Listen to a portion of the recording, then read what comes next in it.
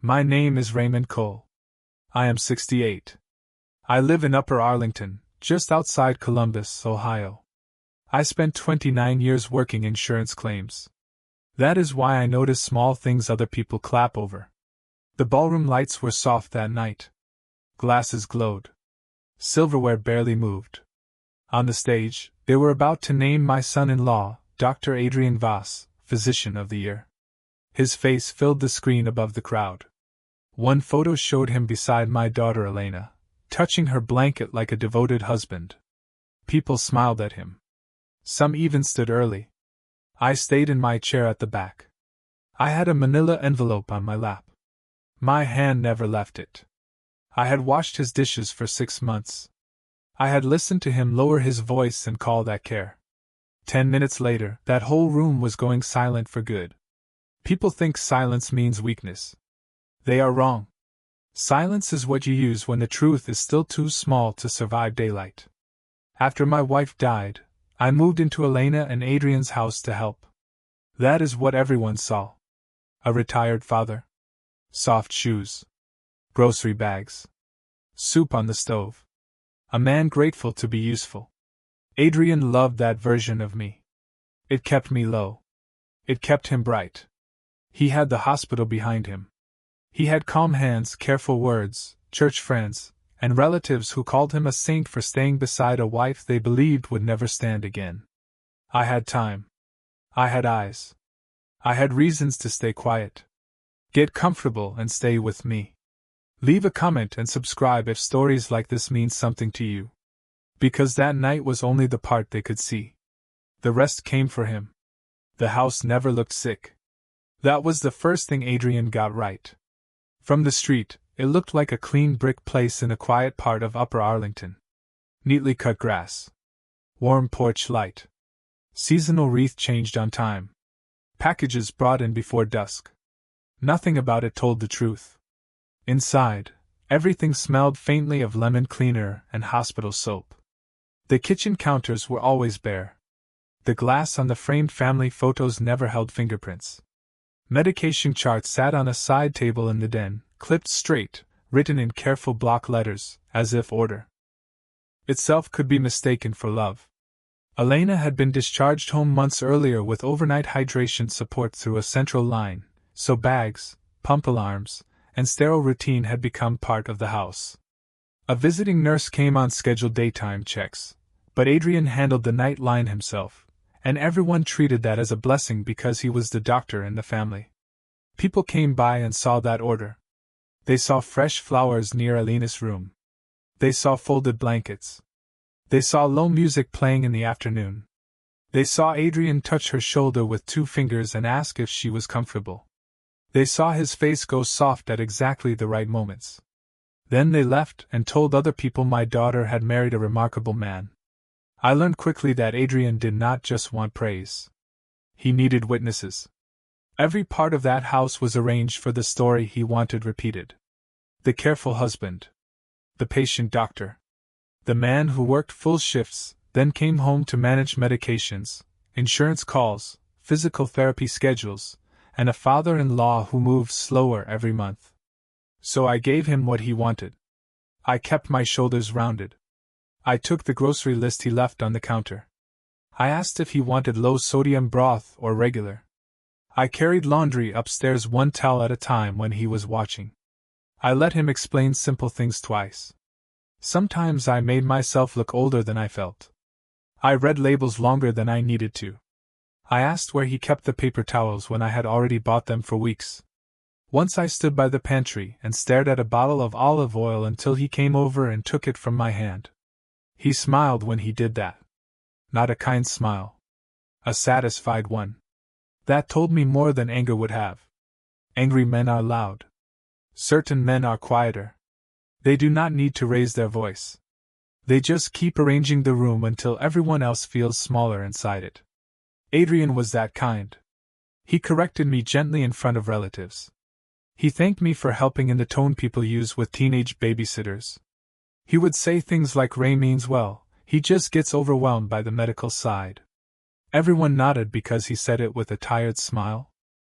And one hand on a coffee mug. I nodded too. At church, women touched his arm and told him God had chosen him for a hard road. Men asked how he kept going. He would lower his eyes and say, "You do what family requires."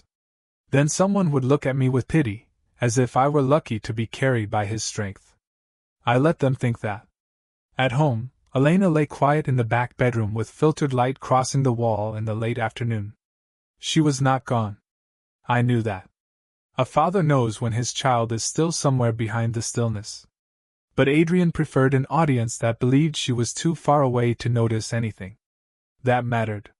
It made him looser with routine and less careful about the spaces between his own explanations. Because people who think no one is really watching start making tiny mistakes. And one night, I noticed the first one. Adrian never acted cruel in ways other people could quote back later. That was part of his skill. He did not slam doors. He did not bark orders. Adrian preferred clean sentences. Calm tone. A hand resting lightly on a counter. Eyes that stayed soft just long enough to make you feel rough for doubting him. "Ray, she needs quiet. Ray, too much stimulation sets her back. Ray, please do not improvise around her care." Nothing in those lines sounded wrong. That was the point. He always spoke as if he were protecting Elena from disorder. And somehow I was the disorder. The old man with grocery bags. The grieving father who did not understand medicine. He built that picture one polite sentence at a time. And he was patient with it. That was what made him dangerous. A rude man leaves marks fast. A careful man makes you question your own eyes first. Adrian knew which one lasted longer. I started paying closer attention to the way he moved when no one else was in the room. Rhythm tells the truth faster than words. He slowed down when visitors came by. He spoke warmer on speakerphone. He touched Elena on the shoulder if another person was within sight. But when the house settled and the porch light was the only glow in the front windows, something about him flattened out.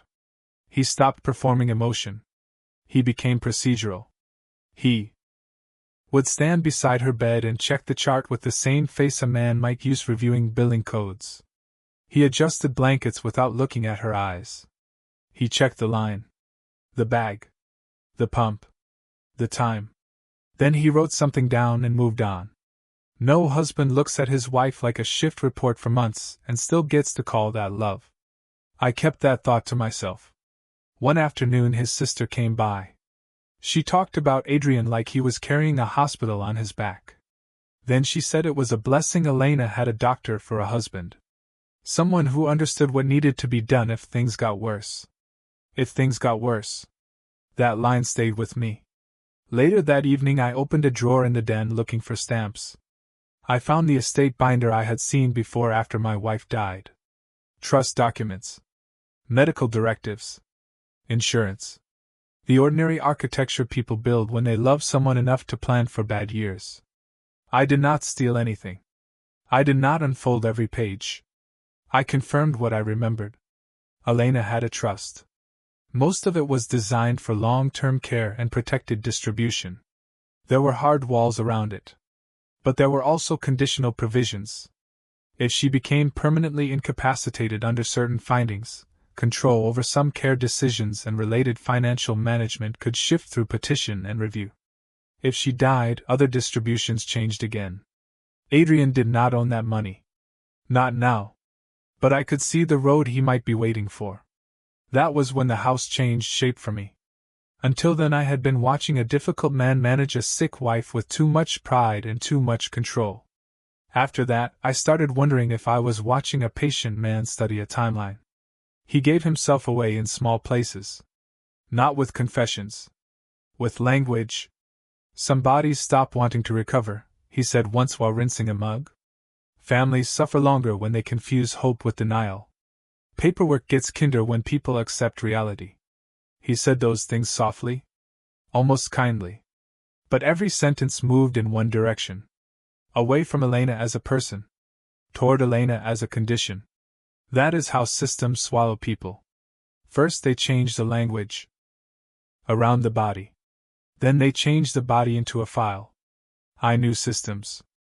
I had spent 29 years watching people dress motives in better words. The details changed. The hunger did not. If I had gone to the police then, what would I have brought them? A bad feeling. A controlling doctor. A worried father. He would have buried me in credentials by lunchtime. Worse, he would have tightened access around Elena and called it clinical necessity. Men like him never defend themselves with anger first. They defend themselves with process. So I made a decision that still wakes me up some nights. I would not confront him. I would not accuse him. I would not let him know I had begun to count the spaces between his explanations. I would stay useful. Small. Slow. Harmless. And I would wait until the pattern was big enough to survive daylight. Because by then I was no longer asking whether Adrian loved my daughter. I was asking whether he was waiting for her to disappear. The first crack came after midnight. I had fallen into the habit of sleeping on the sofa outside Alina's room. Not because I slept well there. I did not. But the hallway gave me the angle I needed. I could hear the pump. I could hear footsteps before they reached her door. That night the house felt wrong before anything happened. The air had that overclean smell Adrian liked. The dishwasher hummed low in the kitchen. A lamp near the stairs had been left on, throwing a thin bar of yellow across the wall. It was too bright for 1 in the morning. Then I heard her door open. Not wide. Not casual. Just enough. I kept my eyes closed and let my breathing stay slow. A second later I heard the soft snap of latex. Then one step. Then another. My heart hit hard. I turned my head a fraction toward the framed picture across the hall. Its glass caught a sliver of reflection from inside the room. Not much. But enough. I saw Adrian beside her bed. He was wearing gloves. One hand steadied the line. The other moved to his coat pocket. He took out a small vial. Not from the tray near the bed.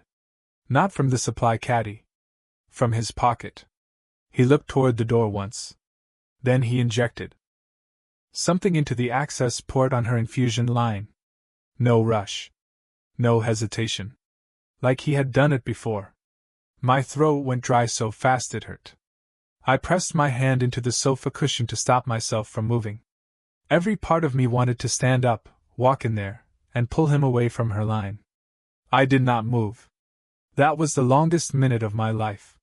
He finished, watched the drip chamber for a moment, adjusted the blanket, and left the room with the same calm face he used at church. He passed a few feet from me. I kept my eyes closed. I could smell his soap. Upstairs, a door clicked shut. I sat up slowly and waited. 3 minutes. Then I went into Alina's room. The monitor light was dim. The pump was running. Her face looked the same. Too still. Too pale. Too hard to read. I checked the chart clip near the bed. Nothing new had been written. No note. No medication entry. No midnight adjustment. That mattered. In the kitchen, I drank water from the faucet and felt my hand shake against the glass. I kept hearing his sister's voice. A blessing Elena had a doctor for a husband. I stood there in the dark and understood something simple. If I confronted him with nothing but my word, he would bury me under language by sunrise. He would say electrolyte support. He would say line maintenance. He would say concerned father under stress. And then he would lock me out of her care. The next morning I asked one question over coffee. What did you give Elena around 1? He did not blink. Electrolyte adjustment, he said. Nothing significant. A harmless answer. Too fast. A harmless act would not need a hidden vial, dark gloves, and a pocket. That was the moment I stopped hoping I had misunderstood him. The second night, I bought a camera. The second night, I bought a camera from a hardware store far enough away that no one would remember me. It was small and plain. That was perfect. I hid it inside a dead diffuser on the shelf across from Elena's bed. The casing already had a dark slit near the front. I widened it just enough for the lens and put the cover back on. From the doorway, it looked like one more forgotten object in a sick room. The angle was narrow. It would not show the whole room. It would not prove motive by itself. But it could show a hand, a vial, a line, a time. That was enough. I bought sterile gloves, evidence bags, labels, and a small lockbox that fit under the trunk floor in my Buick. Then I took an old legal pad from the den and started writing down times. Pump sounds. Footsteps. Light under the door. When Adrian entered her room after midnight. When he left. I turned fear into columns. On the third night he did it again. Gloves. Pocket. Vial. Injection port. Calm face. I watched the recording at 4 in the morning with the sound off. My stomach turned so hard I had to pause twice. Not because I doubted what I saw. Because I no longer could. After he went upstairs, I waited. Then I stepped into Alina's room with a flashlight wrapped in a dish towel to kill the glare. I wore gloves. Her overnight saline support was already part of the plan, so I did not change the pump settings, the line placement, or any prescribed medication. I only removed the bag after he left, matched the volume with a clean replacement bag, sealed the original, labeled the time, and locked it away in my trunk before sunrise. I was not practicing medicine. I was preserving evidence and stopping one hidden addition from continuing down a line he controlled at night. The next morning, nothing looked different. If her numbers had jumped or her condition had changed too fast, Adrian would have noticed. But he moved through breakfast as usual. Coffee. Half toast. Hospital messages on his phone. Then a soft question at her doorway. How are we feeling today? We. I began counting nights. Night 4. Night 6. Night 9. Not every night. Not random either. There was rhythm to it. Enough spacing to look ordinary if no one studied it. Enough repetition to stop being innocent once someone did. By the second week, I had a system. Fresh bag ready. Gloves ready. Label ready. Lockbox key in my robe pocket. Video copied to 2 drives. I slept in pieces. My hands shook in the mornings. Twice I poured orange juice into my coffee without noticing. Once I stood in the laundry room and forgot why I had walked in there. That was the real shape of those weeks. Not courage. Repetition. Fear under a lid. Then Elena woke more clearly. It happened on a Wednesday just after noon. Sunlight crossed the blanket. I was moistening her lips with a sponge swab when her eyes fixed on mine in a way they had not for months. Dad, she whispered. That one word nearly broke me.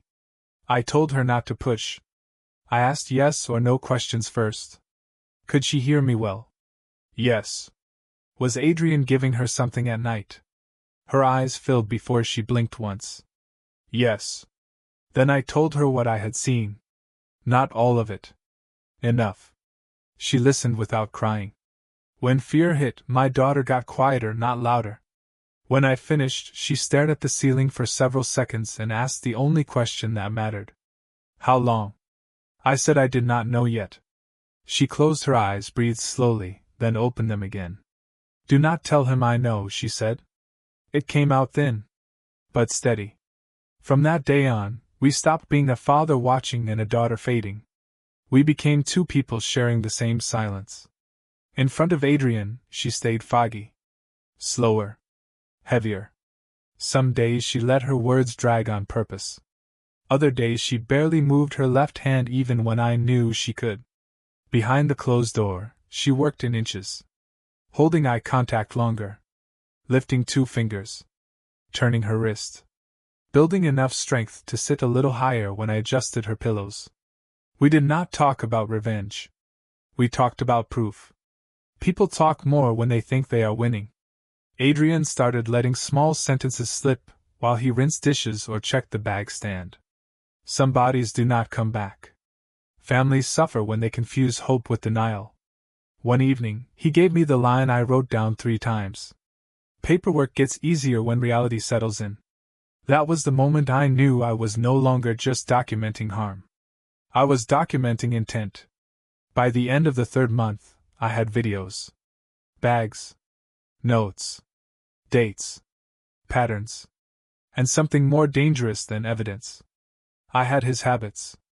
By the end of the 3rd month, I had his habits. That was when I called Nora Bell. Nora had worked special investigations with me years ago, when I was still in claims. She was not police. She was not a prosecutor. She was better for this stage than either one. Nora knew how a real case fell apart before it ever reached a courtroom. Bad labeling. Loose timing. Too many hands touching the same thing. I met her in a diner off Henderson Road just after 7 in the morning. She still took her coffee black and still looked at paper before people. I brought 1 bag, 1 drive, and 3 pages of dates. She read in silence for nearly 10 minutes. Then she looked up and asked 1 question. How many times? I told her what I had. Not every night. Enough nights. Same method. Same window after midnight. Same gap before he entered anything into the chart. Nora nodded once. Then she slid everything back toward me and said the sentence that changed the whole direction of the case. Do not tell the police yet. Make it impossible for them to misunderstand you first. Over the next several weeks, Nora never came to the house. She never touched Elena. She never wanted a defense attorney saying some outside vigilante had contaminated the case. Everything stayed clean. She guided. I executed. She taught me how to log chain of custody the right way. Date. Time. Item. Source. Storage location. Transfer record. She told me to photograph every sealed evidence bag beside a dated newspaper. She told me to copy each video file twice and hash the originals so no one could later say I had edited them. She told me to think like the man I used to be when an entire fraud case depended on 1 missing signature. So I did. The evidence hardened. First came the toxicology. Through Nora, I found an independent lab outside our hospital network willing to test fluid samples under proper documentation. The reports came back in stages. Precise. Repeated trace findings of a drug that had no reason to be in Elena's home infusion line under her listed treatment plan. Second came the timing. I pulled smart lock records from the home system Adrian had installed himself. Front door. Garage entry. Interior back hall. He likes systems. Systems, remember. The late night entries matched the windows on my notes.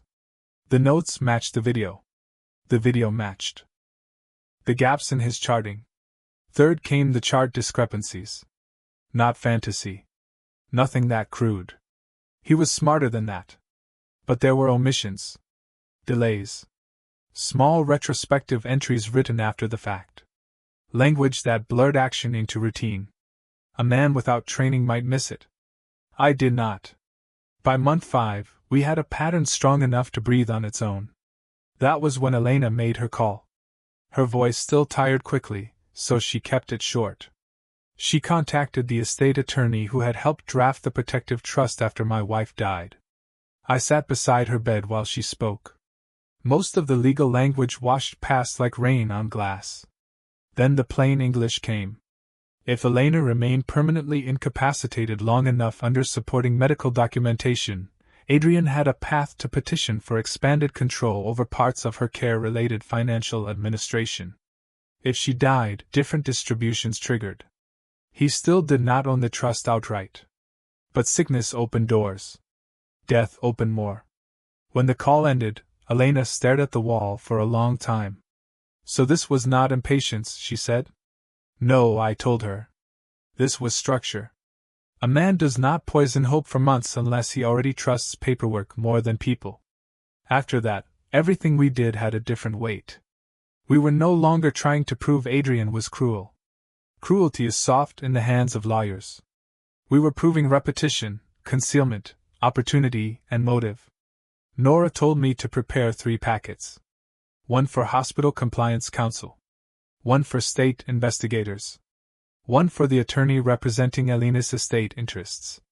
Nothing flashy. No speeches. No rage.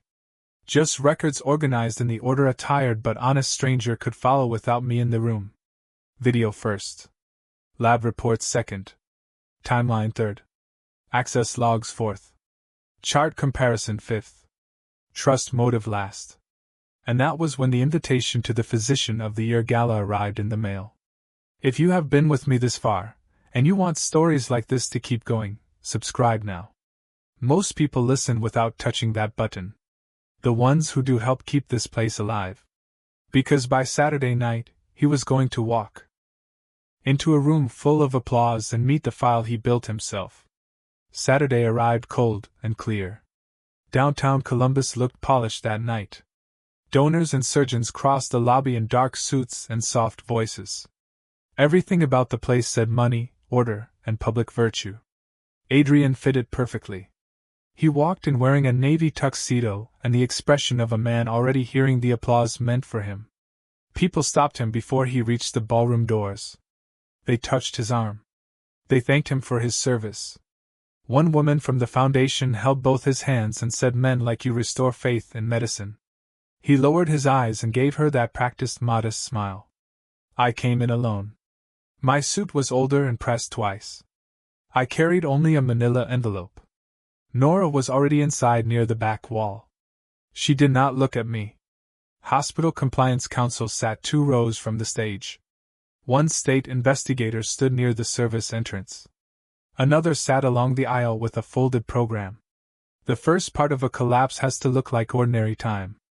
The ballroom was soft with blue light and donor money. White cloths. Brass candle holders. Hospital logos moving across the walls. At the center of the stage stood a screen taller than a doorway. Dinner moved slowly. A fundraising video. Applause for resilience, service, and sacrifice. Each word made Adrian look taller in the room. I let it happen. You do not crack a shell too early.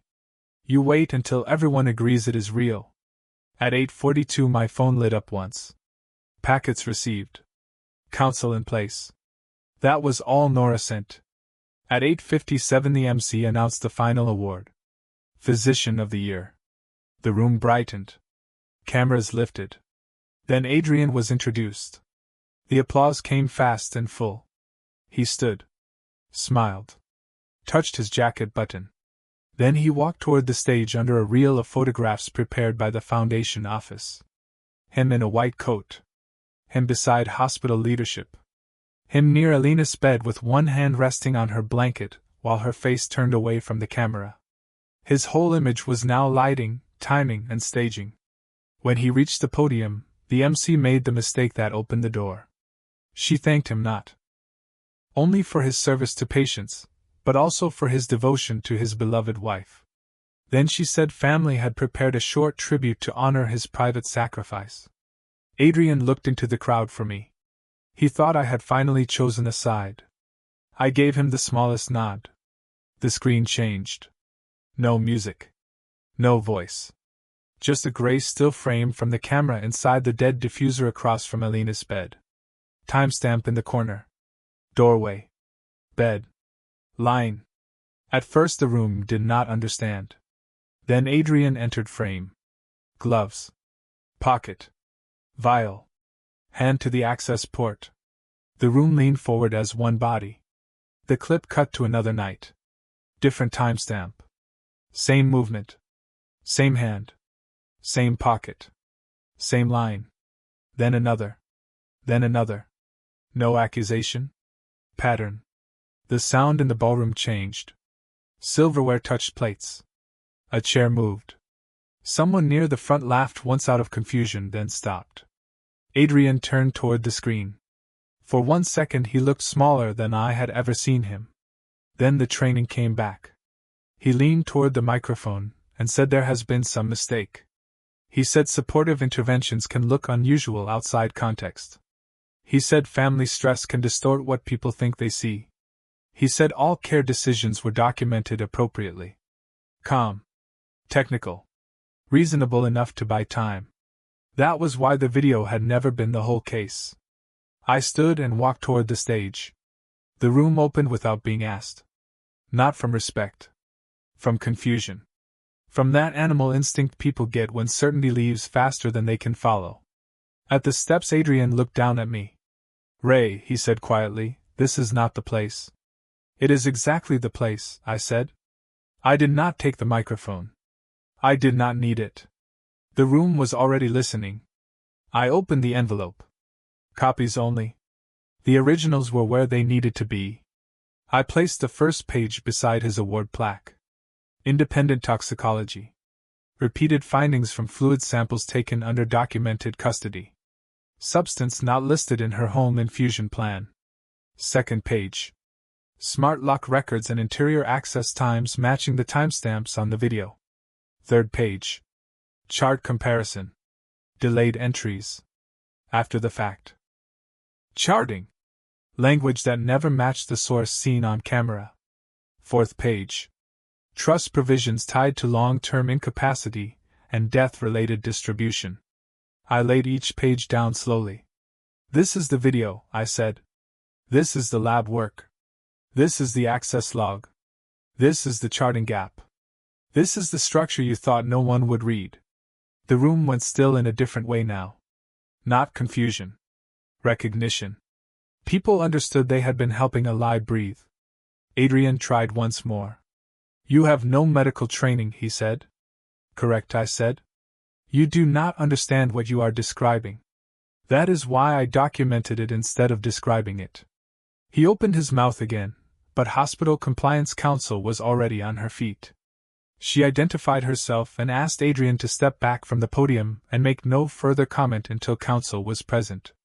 Authority sounds different when it no longer belongs to you. Then the side doors opened. Elena came in walking slowly between Nora and the physical therapist who had been working with her privately at home. The room did not gasp all at once. It broke in ripples. Heads turned. A woman near the front covered her mouth. Someone whispered, "Oh my God." Elena was not restored by a miracle. She was pale. She moved carefully. One hand rested on a cane. But she was upright. Awake. Looking exactly where she wanted to look. At Adrian. He stared at her. Not like a husband seeing hope. Like a man watching the one variable he had planned around refuse to disappear. Elena stopped at the front edge of the stage and lifted her chin. I stopped dying when he stopped touching my line, she said. She did not say it loudly. She did not need to. For the first time that night, Adrian's face lost control of itself. Just a flicker. A tightening at the jaw. A calculation passing through his eyes. It was enough. Rooms like that are built on confidence. Once people see the math behind a man's face, they never trust the smile again. The chief of staff stood. Then a board member. Then two donors who had been smiling at Adrian all evening looked down at their programs, as if ashamed to still be holding his name. I gave him the only dignity he was still owed. If you have an explanation, I said, give it to the investigators. Not to this room. He said my name once. Raymond. Not as family. As fear. One investigator moved toward the stage. Another spoke quietly with compliance counsel near the aisle. No one made a scene. No one had to. The scene was already complete. His plaque sat on the podium beside the evidence pages. I looked at Elena. For 6 months my life had been reduced to timers, copied files, sealed bags, and sleepless dawns. Every quiet choice had been made to keep one man from finishing what he had hidden inside the language of care. Now my daughter was standing in front of him. Still weak. Still healing. Still real. And he was the one losing air in the room. That was the checkmate. Not the screen. Not the envelope. Her. Alive enough to ruin the timeline he had built for her. Then the machinery of consequences began to move. Quietly. Exactly where he could hear it. Adrian did not shout. That made the room colder. He looked at the screen once, then at Elena, then at the pages beside the plaque. His mouth opened, but nothing strong came out. Men like him survived by controlling the frame. Once the frame broke, all he had left was silence he had not chosen.